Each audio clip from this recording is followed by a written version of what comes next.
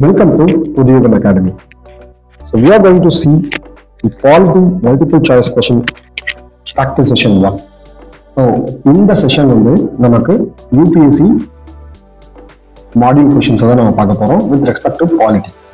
So இதுல இன்னைக்கு நம்ம பார்க்க போற topic historical background. Historical background. So first question, how many of the above statements are principal features of Regulating Act 1773? Regulating Act 1773 ஓட principal features என்ன அப்படிங்கிறது கேட்டிருக்காங்க. Okay. So first statement, it acknowledging the company's political and administrative role for the first time. So first time வந்து பாத்தீங்கன்னா British East Indian Company-யோட political and administrative role என்னங்கிறத Regulating Act 1773 தான் சொல்லுச்சா அப்படின்னு கேட்குறாங்க. ஆமாம், அதுதான் வந்து பாத்தீங்க அப்படின்னா நமக்கு வந்து Regulating Act 1773 சொல்லுது. First statement correct. Governor of Bengal was designated as Governor General of India. Governor General of Bengal was designated as Governor General of India. கிடையாது. இதுல Governor General of Bengal was designated as Governor General of India. Actually British first இந்தியாக்குள்ள வந்து அவங்க first போடுற act Regulating Act 1773. எடுத்த உடனே அவங்க வந்து பாத்தீங்கன்னா பெங்கால்ல வந்து கவர்னர் ஜெனரல் ஆஃப் இந்தியான்னு சொல்லியிருப்பாங்களா? ஸோ இந்த இடத்துல கொஞ்சம் யோசிக்கணும். ஸோ இப்போ இது எந்த மாதிரி மாத்திருப்பாங்க அப்படின்னா, ஸோ கவர்னர் ஆஃப் பெங்கால கவர்னர் ஜெனரல் ஆஃப் பெங்கால்னு மாத்திருப்பாங்க. ஸோ ஸ்டேட்மெண்ட் 2 வந்து தப்பு. கவர்னர் ஆஃப் பெங்கால கவர்னர் ஜெனரல் ஆஃப் பெங்கால்னு மாத்திருப்பாங்க.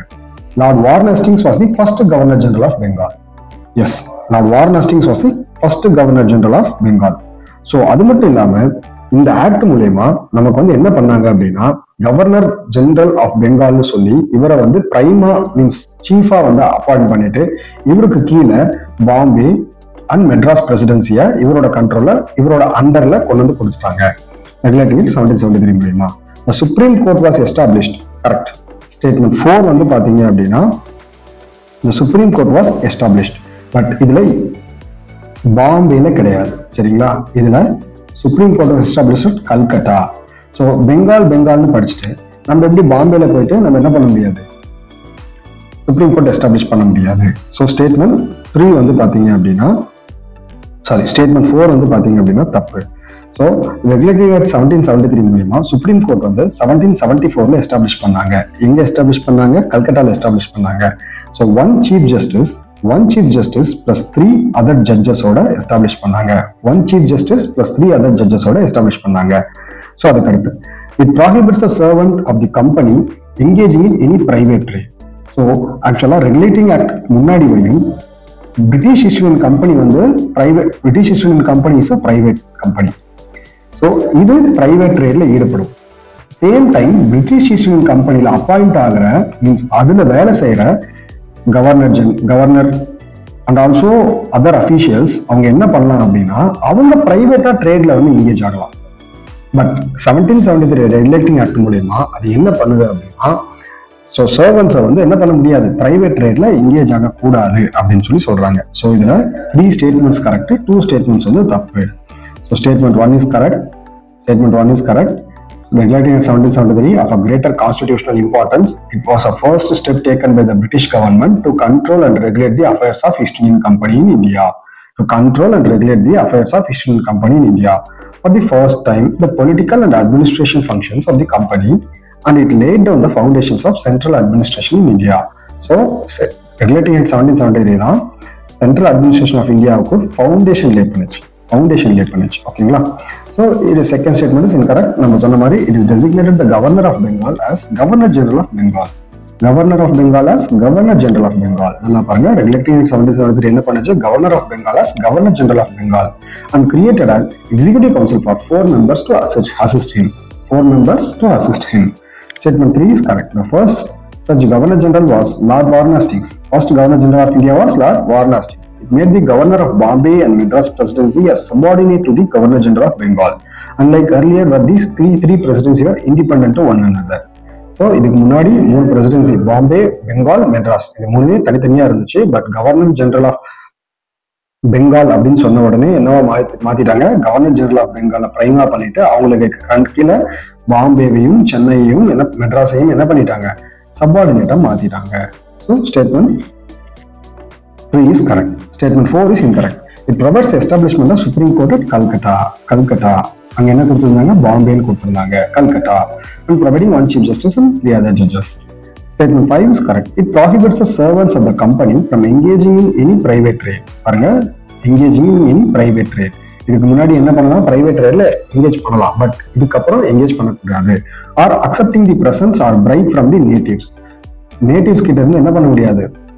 பிரசன்ஸையும் பிரைப்ஸையும் என்ன பண்ணக்கூடாது? அக்செப்ட் பண்ணக்கூடாது அப்படின்ட்டு இந்த ரெகுலேட்டிங் ஆக்ட் சொல்லிடுச்சு. It strengthen the control of British governor over the company by regulating the court of directors. Court of directors ஒரு கான்செப்டை புதுசா இதில் கொண்டு வராங்க. அவங்க என்ன பண்ணுவாங்க? So governing body of the company to report the revenue, civil and military affairs of India. British East Indian கம்பெனியோட revenue, civil and military affairs வந்து யாரு? கோர்ட் ஆஃப் டைரக்டர்ஸ் எங்க ரிப்போர்ட் பண்ணணும்? குயின் கிட்ட ரிப்போர்ட் பண்ணணும். இதெல்லாம் வந்து பாத்தீங்கன்னா இதில் சொல்லியிருக்காங்க. ஸோ இதில் நம்ம பார்த்த மாதிரி ஒன்லி 3 statements is correct. எது தப்பு? Supreme court supreme court of கல்கட்டால எஸ்டாப்ளிஷ் பண்ணிருக்காங்க. Governor general of Bengal. So it's governor of Bengal is designated as governor general of Bengal. அவ்வளவுதான். ஸோ நம்ம செகண்ட் கொஸ்டின் போகலாம். Consider the following statement about regulating it 1773. அடுத்த question. It raised the status of the governor of Bengal to governor general with the council of 6 members. நம்ம கொஞ்ச நேரத்துக்கு முன்னாடி என்ன பார்த்தோம்? ஸோ ஸ்டேட்மெண்ட் 1ல வந்து பாத்தீங்க அப்படின்னா என்ன கொடுத்திருக்காங்க? It raised the status of governor of Bengal to governor general with the council of 6 members. So statement 1 வந்து பாத்தீங்க அப்படின்னா தப்பு. ஸ்டேட்மெண்ட் 1 வந்து தப்பு. ஸோ இதில் என்ன சொல்லியிருப்பாங்க? In the field of executive governor, the governor general of Bengal was raised to governor general. So his council was consist of 4 members. Not 6 members. It provides for the establishment of Supreme Court of Justice at Calcutta. So statement 2 வந்து பாத்தீங்க அப்படின்னா correct. நம்ம இப்பதான் பார்த்தோம் statement 2 வந்து correct. So இதுல option வந்து பாத்தீங்கன்னா B 2 only. So the British Parliament passed the first important act in 1773, called the Regulating Act, to control companies' administration. The act was made changes in the constitution of companies at home. The whole of the territories of India were subjected to some degree of control. Statement 1 is incorrect because in the field of executive government, the status of Governor of Bengal was raised to Governor General. His council would consist of 4 members. Governor of Bengal is raised to Governor General. He consists of 4 members. The Governor General of Council was given power superintend and control presidency over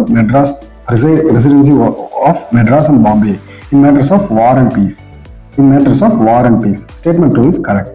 The act established the Supreme Court at Calcutta in 1774, making the first time British court was established in India with jurisdiction over British subjects. Jurisdiction over British subjects and the company officials. Jurisdiction over India கிடையாது. Supreme court establish பண்ணிட்டாங்க, but அவங்களுக்கு power வந்து யாருக்கு சம்பந்தப்பட்ட இருக்கும்? British சப்ஜெக்ட்ஸ்க்கும் company அபிஷியல்ஸ்க்கும் சம்பந்தப்பட்டதா இருக்கும். Indian சப்ஜெக்ட்ஸ்க்கு கிடையாது. நல்லா ஞாபகம் வச்சுக்கணும். பிகாஸ் இதெல்லாம் நமக்கு கொஸ்டின்ல கொடுக்கறதுக்கு வாய்ப்புகள் இருக்கு. ஸோ சொன்ன மாதிரி ஸ்டேட்மெண்ட் 1 வந்து தப்பு, ஸ்டேட்மெண்ட் 2 வந்து correct. So 2 only. Okay. With reference to the historical background of Indian Constitution, which of the following statement is correct? So again, Regulating Act of 1773 strengthened the power of Court of Directors against the British government. So ஆக்சுவலாக வந்து பார்த்தீங்க அப்படின்னா அது எப்படி court of டைரக்டர்ஸோட power வந்து British கவர்மெண்டோட அதிகமாக இருக்குமா? கிடையாது. அவங்களோட வேலையே என்னது? கோர்ட் ஆஃப் டைரக்டர்ஸோட வேலையே பிரிட்டிஷ் ஈஸ்ட் இந்தியன் கம்பெனியோட அவங்களோட செயல்பாட்டை பிரிட்டிஷ் கவர்மெண்ட்டுக்கு தெரிவிக்கணும். அதுதான் அவங்களோட வேலையை. அப்ப ஸ்டேட்மெண்ட் 1 வந்து சுத்தமா தப்பு. The Governor General of India was brought under the jurisdiction of Supreme Court by an amendment of Act of 1781. So actually option B என்ன சொல்லுது? The Governor General of India was brought under the jurisdiction of Supreme Court. Actually it is totally, அதாவது இந்த statement பார்க்கும்போதே நமக்கு தப்பு நமக்கு தெரியும். ஏன் அதை சொல்றேன்னா, சுப்ரீம் கோர்ட்டுக்கு கீழே கவர்னர் வர மாட்டாரு, கவர்னருக்கு கீழே தான் சுப்ரீம் கோர்ட் வரும். ஸோ ஸ்டேட்மெண்ட் 2 வந்து தப்பு. The Board of Control was created to manage political affairs under Pitt's India Act. So statement 3. So option C வந்து correct. So the Board of Control was created to manage political affairs under Pitt's Act. Pitt's Act of நமக்கு வந்து பாத்தீங்க அப்படின்னா board of control வந்து ஒரு board create பண்றாங்க. So இது வந்து பாத்தீங்க அப்படின்னா பொலிட்டிக்கல் அஃபேர்ஸ் மட்டும் வந்து ஹேண்டில் பண்ணணும். ஸோ பொலிட்டிக்கல் அஃபேர்ஸ் மட்டும் ஹேண்டில் பண்ற மாதிரி ஒரு போர்டை வந்து கிரியேட் பண்றாங்க. ஸோ இது வந்து பிட்ஸ் இந்தியா ஆக்ட் 1784 சொல்றாங்க. The Charter Act of 1783 provides the Commander-in-Chief was the member of Governor General of Council without any separate appointment. So ஆக்சுவலா இந்த ப்ரொவிஷன்ஸ் வந்து பாத்தீங்க அப்படின்னா நமக்கு ரொம்ப கிளியர் கட்டா நமக்கு சொல்ல கிடையாது. சார்ட்டர் ஆக்ட் வந்து பாத்தீங்க அப்படின்னா கமாண்டர் இன் சீஃப் வந்து ப்ரொவைட் பண்றாங்க. பட் இதுல கவர்னர் ஜெனரல் கவுன்சில்ல அவங்களுக்கு வந்து மெம்பர்ஷிப் கொடுக்கல. கவர்னர் ஜெனரல் கவுன்சில்ல அதாவது கமாண்டர் இன் சீஃப் அப்படிங்கிற ஒரு போஸ்ட் இருக்கு. பட் கவர்னர் ஜெனரல் கவுன்சில்ல அவங்களுக்கு வந்து பாத்தீங்கன்னா இடம் கிடையாது. டு பி a மெம்பர் நீங்க கொடுத்துருக்காங்க, but not to be a member. So option D வந்து தப்பு. ஆப்ஷன் சி தான் வந்து பாத்தீங்கன்னா கரெக்ட். என்னது the Board of Control was created to manage political affairs under Pitt's Act 1784. Pitt's Act அப்போ வந்துச்சு 1784. ஆப்ஷன் ஏ வந்து இன்கரெக்ட். என்னது the Regulating Act of 1773 was a great constitutional importance as it was first step taken by the British government to control and regulate the affairs of East Indian Company in India. It designated the Governor of Bengal as Governor General of Bengal and created the Executive Council of 4 members to assist him. It strengthened the control of British government over the company by requiring the court of directors. நல்லா பாருங்க, Regulating Act 1773 மூலமா court of directors அப்படிங்கிறத ஒருத்தர் appoint பண்றாங்க. அவங்க என்ன பண்ணணும், revenue, civil and military activities of British East Indian கம்பெனியை வந்து கிரவுனுக்கு வந்து ரிப்போர்ட் பண்ணணும். So option B is incorrect. இது the Regulating Act of 1773 provided the establishment of Supreme Court at Calcutta comprising of chief judges. Okay. So option C. Pitt's India Act 1784 distinguished between the commercial and political functions of the company. நல்லா பாருங்க, இங்க bits India act வந்து என்ன பண்ணாங்க, political and commercial functions of the company வந்து distribute பண்றாங்க. So the act was allowed court of directors to manage the commercial affairs.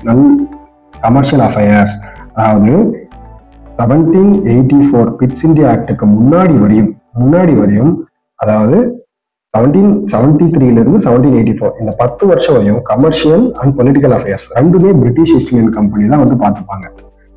ரெண்டு அஃபேர்ஸையுமே British East Indian company தான் பார்த்துப்பாங்க. பட் 1784 பிட்ஸ் இந்தியா ஆக்டுக்கு அப்புறம் என்ன பண்றாங்க அப்படின்னா கோர்ட் ஆஃப் டைரக்டர்ஸ் ஒருத்தர் அப்பாயிண்ட் பண்ணி அவங்கள வந்து கமர்ஷியல் அஃபேர்ஸ் எல்லாம் மேனேஜ் பண்ணிக்க சொல்றாங்க. Political affairs as like British East Indian கம்பெனியை வந்து என்ன பண்ணலாம், மேனேஜ் பண்ணலாம் அப்படின்னு சொல்லிடுறாங்க. The Act empowered the Board of Control to supervise and direct all operations of civil and military government revenues of British possessions in India. So இந்த act வந்து என்ன பண்ணிச்சு, போர்ட் ஆஃப் கண்ட்ரோலுக்கு ஒரு பவர் கொடுத்துச்சு, civil, military and revenue of British possessions in இந்தியாவை பத்தி இது பண்றதுக்கு. Option D is incorrect. The Charter Act 1793 provides the Commander-in-Chief not to be the member of Governor General. Commander-in-Chiefனு ஒரு பொசிஷன் இருக்கு, பட் அவங்க வந்து யாருக்கு கீழே இருக்கக்கூடாது, கவர்னர் ஜெனரலுக்கு கீழே இல்லை. Unless he was so appointed. It laid down the members of the Board of Control and their staffs were to be paid out of Indian revenue. பாருங்க, 1784 ஆக்ட் படி அவங்க என்ன சொல்லிட்டாங்கன்னா, போர்ட் ஆஃப் கண்ட்ரோல் இருக்கக்கூடிய staffs எல்லாத்துக்கும் Indian revenue, இந்தியாவில் கட்டக்கூடிய generate ஆகக்கூடிய ரெவன்யூல இருந்து என்ன பண்ணணும், சேலரி கொடுக்கணும்னு சொல்லிட்டாங்க. ஸோ ஆப்ஷன் இந்த ஆன்சர் வந்து பாத்தீங்க அப்படின்னா சி தான் கரெக்டான ஆன்சர். இது எல்லாமே தப்பு. Okay, next. Which one of the following statements incorrect? நல்லா பாருங்க, அவங்க என்ன கேட்டிருக்காங்கன்னா இன்கரெக்ட்னு கேட்டிருக்காங்க. ஃபர்ஸ்ட் வந்து இதுல இது தப்பு அப்படின்னு சொல்லி கண்டுபிடிக்கணும். Governor general with respect to the charter act 1833 charter act படி எது தப்பு? கவர்னர் ஜெனரல் இந்த council was given the power to legislate for the whole of British territory in India. அதாவது கவர்னர் ஜெனரலுக்கு கம்ப்ளீட்டா அந்த பவர் வந்து கொடுத்துட்டாங்களா? ஸோ ஆமாம், 1833 சார்ட்டர் ஆக்ட் மூலமா கவர்னர் ஜெனரலோட பவர் வந்து ரொம்ப இன்க்ரீஸ் ஆயிருச்சு. So governor general council was given power to legislate for the whole of British territory in India. Governor General of Bengal became Governor General of India. So actually வந்து பாத்தீங்க அப்படின்னா Governor General of Bengal became Governor General of India. Charter Act 1833 மூலமா. Correct. It added a law member to Executive Council for the Governor General with voting power. அங்க கொடுக்குற ட்விஸ்டே வந்து பாருங்க, அவங்க என்ன பண்றாங்க அப்படின்னா வித் ஓட்டிங் பவர் அப்படிங்கிற ஒரு வார்த்தையை வந்து ஆட் பண்றாங்க. So it added a law member, ஒரு லா மெம்பரை வந்து உள்ள அந்த எக்ஸிக்யூட்டிவ் கவுன்சில் ஆட் பண்றாங்க. அப்போ governor general with voting power கிடையாது, தப்பு. The monopoly of tea trade with China was abolished. ரொம்ப ரொம்ப முக்கியமான பாயிண்ட். சார்ட்டர் ஆக்ட் 1833 மூலயமா monopoly of tea trade with China வந்து அபாலிஷ் பண்ணிட்டாங்க. So monopoly of tea trade with China வந்து abolish பண்ணிட்டாங்க. ஸோ 1833 சார்ட்டர் ஆக்ட் மூலமா வந்து பாத்தீங்கன்னா governor general council was given the power to legislate for the whole of British territory. Governor ஜெனரலுக்கு வந்து பாத்தீங்கன்னா British territory இன் இந்தியாவில் இருக்கக்கூடிய எல்லா இதுக்கும் லா மேக் பண்றதுக்கு பவரை கொடுத்துட்டாங்க. Governor general of Bengal become governor general of India. ரொம்ப ரொம்ப முக்கியமான ஒரு கொஸ்டின். சார்ட்டர் ஆக்ட் 1833 ரொம்ப ரொம்ப முக்கியம். ஸோ அதுக்கு அடுத்து வந்து பாத்தீங்க அப்படின்னா the monopoly of free trade with China was abolished. Option A வந்து correct. By the act of 1833 Governor General in Council were given power to legislate for the whole of British territories in India. These laws were applicable to all persons of British or Indian foreigners or others and to servants to the company. They were enforceable by all courts in India. The Governor General statement 2 is correct. So the Governor General of Bengal became Governor General of India by Charter Act 1833. Charter Act 1833 மூலமா Governor General of Bengal becomes Governor General of India. Governor General of Bengal becomes Governor General of India. நல்ல நம்ம இதுக்கு முன்னாடியே note பண்ணோம் அப்படின்னா, so இந்த இடத்துல நம்ம என்ன பார்த்திருப்போம், கவர்னர் ஆஃப் பெங்கால் வந்து கவர்னர் ஜெனரல் ஆஃப் பெங்காலா மாறினதை பார்த்திருப்போம்.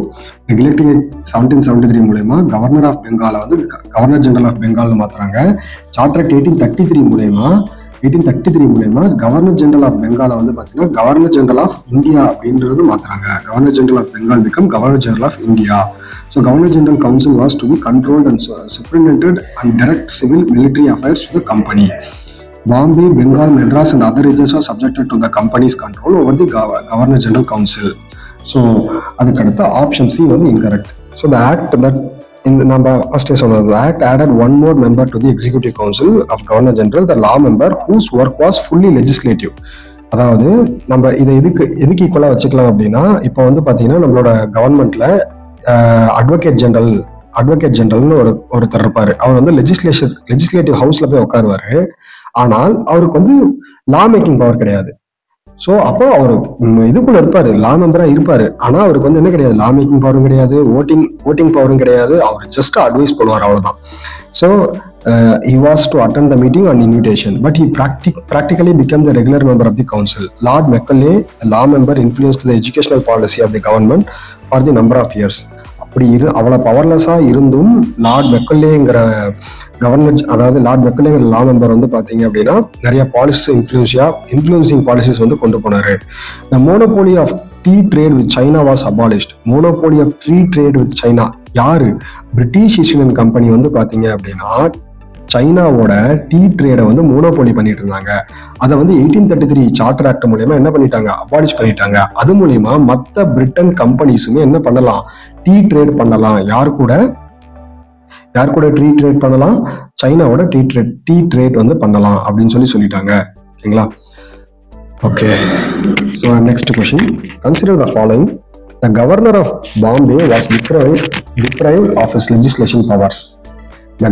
அதாவது ஓகே, ஸோ ஃபர்ஸ்ட் கொஸ்டின்ஸ் வந்து பார்த்தீங்க அப்படின்னா how many of the statements are given above is correct with respect to Charter Act 1833. திரும்பவும் Charter Act 1833. ஓகேங்களா? சரி, first statement. The governor of Bombay was deprived of his legislative powers. பாருங்க, statement 1ல என்ன சொல்றாங்கன்னா, governor of Bombay நல்லா கவனிங்க. Governor of Bombay வந்து என்ன ஆயிட்டாங்க இதுக்கப்புறம், கவர்னர் ஜெனரல் ஆஃப் பெங்காலோட சபார்டினேட்டா வந்துட்டாங்க. அப்போ அவங்களோட பவர் வந்து பாத்தீங்கன்னா லெஜிஸ்லேட்டிவ் பவர் வந்து என்ன ஆயிடுச்சு, டிப்ரைவ் ஆயிடுச்சு. ஸோ ஸ்டேட்மெண்ட் 1 வந்து correct. So the governor of Madras was vested with all civil and military powers in India. So ஆக்சுவலா வந்து பாத்தீங்க அப்படின்னா ஸ்டேட்மெண்ட் 2 நம்ம கொஞ்ச நேரத்துக்கு முன்னாடி தான் பார்த்தோம், ரெண்டுமே சப்சிம் ஆயிடுச்சுன்னு பார்த்தோம். அப்போ ஸ்டேட்மெண்ட் 2 வந்து தப்பு. ஸ்டேட்மெண்ட் 1 வந்து கரெக்ட், ஸ்டேட்மெண்ட் 2 வந்து தப்பு. It made Warren Hastings was a first governor general. So statement 3 என்ன சொல்லுது? It made Warren Hastings first governor general, தப்பு. ஸோ ஸ்டேட்மெண்ட் 3 வந்து பார்த்தீங்க அப்படின்னா தப்பு. ஸோ நமக்கு ஸ்டேட்மெண்ட் 1 மட்டும் தான் கரெக்ட். ஓகேங்களா? ஸோ ஸ்டேட்மெண்ட் 1 மட்டும் தான் கரெக்ட். என்ன சொல்ல வராங்க? Statement 1 is correct. தோ த charter act 1833, the governor of Bombay and Madras were deprived their legislative powers, and the Governor General of India was vested with the same entire India. This act made the Governor General of Bengal as Governor General of India. 1833 Act made Governor General of Bengal as Governor General of India. So, Governor General of India vested in all civil and military power. Lord William Bentinck was the first Governor General. Lord William Bentinck was the first Governor General of India. While Lord Warren Hastings was the first Governor General of Bengal. கொஞ்ச நேரத்துக்கு முன்னாடி Lord Warren ஹேஸ்டிங்ஸை பத்தி பார்த்தோம். அவர் வந்து first governor general of Bengal.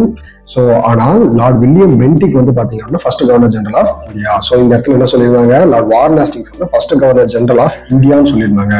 Lord Warren Hastings was the first governor general of Bengal. First governor general of Bengal. First governor general of India யாரு?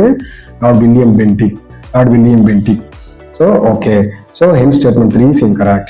Other features of the Charter Act 1833 என்னது? The Act made the Governor General of Bengal as Governor General of India. The Act made the Governor General of Bengal as Governor General of India and vested him all civil and military power. The Act created the first time the Government of India have authority over entire territory possession by British of India. So total Indian territory oda power வந்து யார்கிட்ட கொடுத்துருச்சு? So governor general of இந்தியாவுக்கு வந்து கொடுத்துட்டாங்க.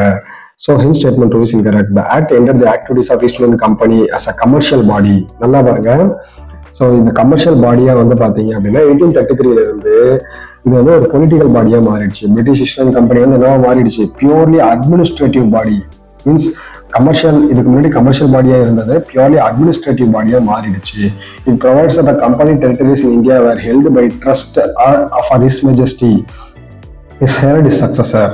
So ஆக்சுவலாக வந்து பார்த்தீங்க அப்படின்னா கம்பெனி டெரிட்டரி வந்து பார்த்தீங்க அப்படின்னா ஹிஸ் மெஜஸ்டி, அதாவது கிங்கோட பேர்ல தான் வந்து பார்த்தீங்க அப்படின்னா இதுக்கப்புறம் கிங்கோட பேர் நல்லா பாருங்க, ஹிஸ் மெஜஸ்டின்னு தான் சொல்றேன். So his higher and his successor அந்த ஆஸ்பெக்ட்ல தான் வந்து பார்த்தீங்க அப்படின்னா கம்பெனியோட டெரிட்டரியோட ரைட்ஸ் வந்து கொஞ்சம் கொஞ்சமாக வந்து பார்த்தீங்க அப்படின்னா டெவலப் ஆகுது. ஸோ இதில் நம்ம பார்த்த மாதிரி ஃபர்ஸ்ட் கவர்னர் ஆஃப் பாம்பே கிடையாது, கவர்னர் ஆஃப் பாம்பேயோட பவர் தான் டிப்ரைவ் பண்ணாங்க. கவர்னர் ஆஃப் மெட்ராஸோட பவரையும் டிப்ரைவ் பண்ணிட்டாங்க. It made Warren Hastings as a first governor general of Bengal and Lord William Bentinck as governor general of India. அதாவது இந்த ஆக்ட் வந்து பாத்தீங்க அப்படின்னா கவர்னர் வில்லியம் பென்டிக் தான் வந்து பாத்தீங்கன்னா கவர்னர் ஜெனரல் ஆஃப் இந்தியான்னு சொன்னது. ஓகேங்களா? So next 6th question. Consider the following statement. The Charter Act of 1853 initiated made in local representation. The Charter Act of 1853 initiated made in local representation in Central Legislative Council. நல்லா பாருங்க, local legislation வந்து பாத்தீங்கன்னா Charter Act 1853 கொடுத்துச்சா? So first local representation வந்து Charter Act 1853 கொடுத்துச்சா அப்படின்னு கேட்குறாங்க. ஆமாம், சார்ட்டர் ஆக்ட் 1853 மூலமா மேட் இன் லோக்கல் ரெப்ரசன்டேஷன் வந்து பாத்தீங்கன்னா சென்ட்ரல் லெஜிஸ்லேட்டிவ் கவுன்சில்ல நடந்துச்சு. So next, the board of control and court of directors are abolished by Indian council act 1861. So இது ரெண்டுமே வந்து பாத்தீங்க அப்படின்னா தப்பு. ஸோ இது ரெண்டுமே வந்து தப்பு. ஸோ செகண்ட் ஸ்டேட்மெண்ட் வந்து தப்பு.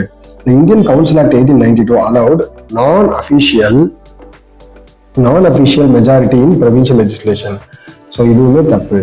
ஸோ நான் அதாவது ஃபர்ஸ்ட் ஸ்டேட்மெண்ட் மட்டும் தான் correct. The charter act 1853 initiated the made in local representation in Central Legislative Council.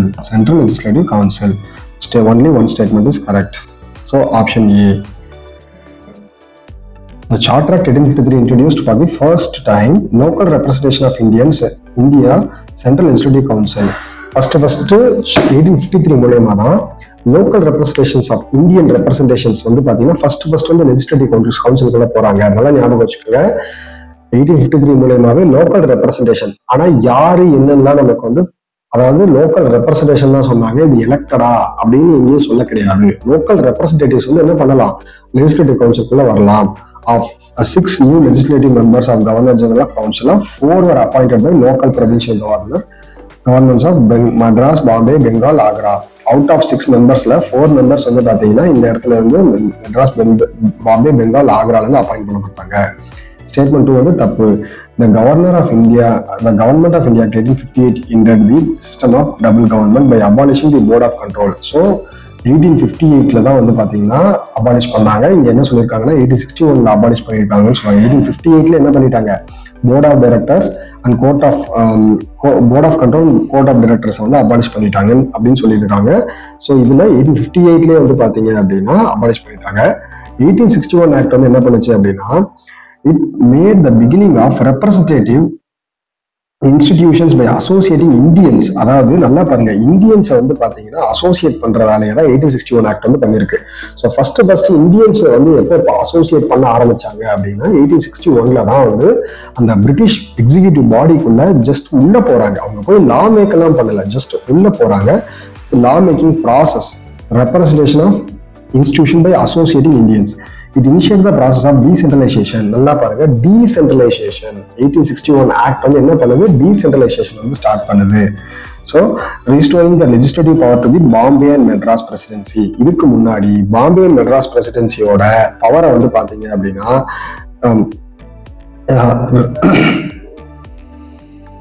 இதுக்கு முன்னாடி வந்து பாத்தீங்க அப்படின்னா நமக்கு என்ன பண்ணிருப்பாங்க, பாம்பே அண்ட் மெட்ராஸ் வந்து அதோட பவரை வந்து யாரோட கண்ட்ரோல்ல வந்திருக்கும், பெங்காலோட கண்ட்ரோல்ல வந்திருக்கும்.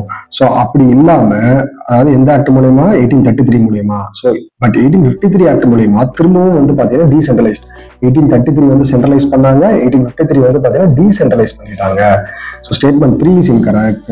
ஸோ இதுல என்ன பண்ணாங்க, Indian council act 1892 increases the number of additional non official members in central and provincial legislative council but maintain the official majority of them.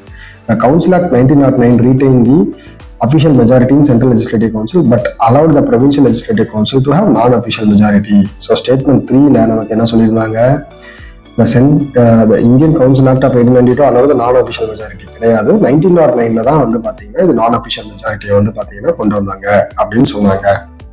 Okay, so rest of the questions வந்து பாத்தீங்க அப்படின்னா next வீடியோல பார்க்கலாம். Thank you.